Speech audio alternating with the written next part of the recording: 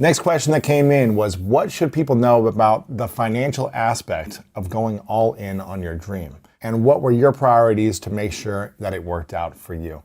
I think this is a tricky one. For me, I've never taken on anything new without being ready for it. Let's say that. Financially, when I was broke and on my sister's couch for a year and a half, I was able to live off of nothing. And so I wouldn't take anything on. I think since I know myself that I can live off nothing, I can live off of leftovers from other people. I can live off of, taking buses and trains to places if I need to. I can live off of walking. I don't need the car.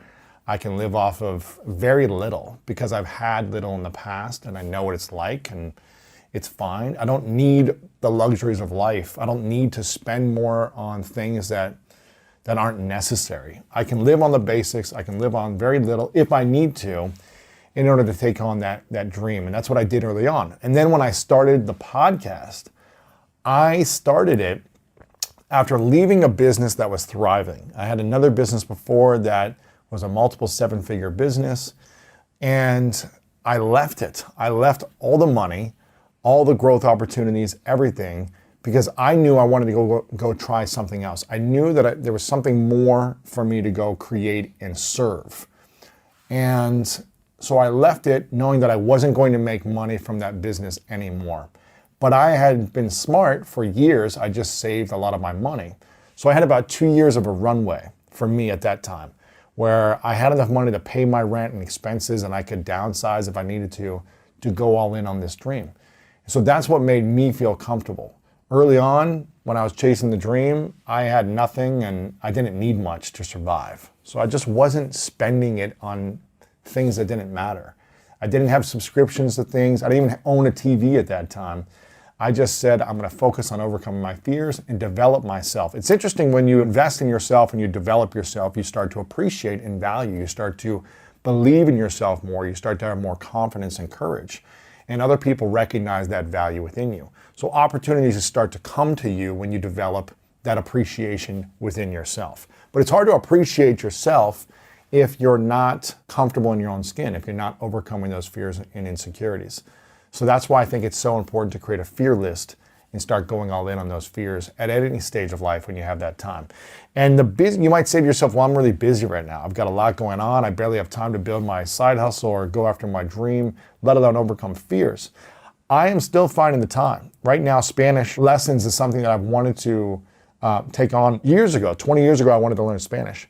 And now I'm doing it every single day. I'm practicing and studying every single day.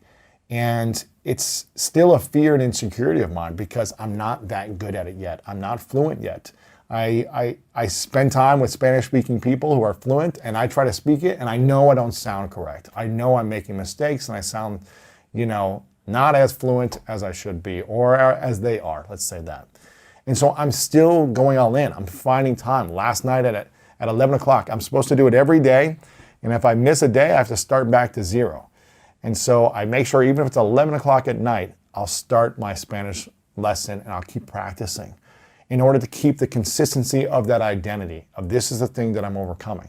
So, and I'm a busy guy. I've got a lot going on, but it's still a fear and insecurity of mine. So that's why I make it a part of my life and something that I want to take on whenever I can. But for the financial aspect of things, for me, I think you got to be willing to live with less if you're just getting started out, and be comfortable with that and know that the money will come.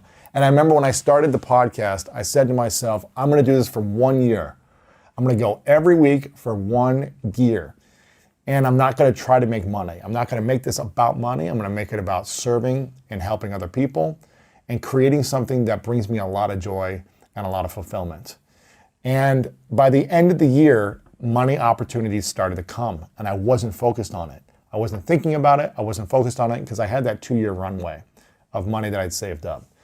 And I think when we create from a place of joy, when we create from a place of service, when we create from a place of value and trying to say, how can I create as much value as possible for the person that will watch this, consume this, read this, buy this, whatever it is that you're creating, the money will usually follow.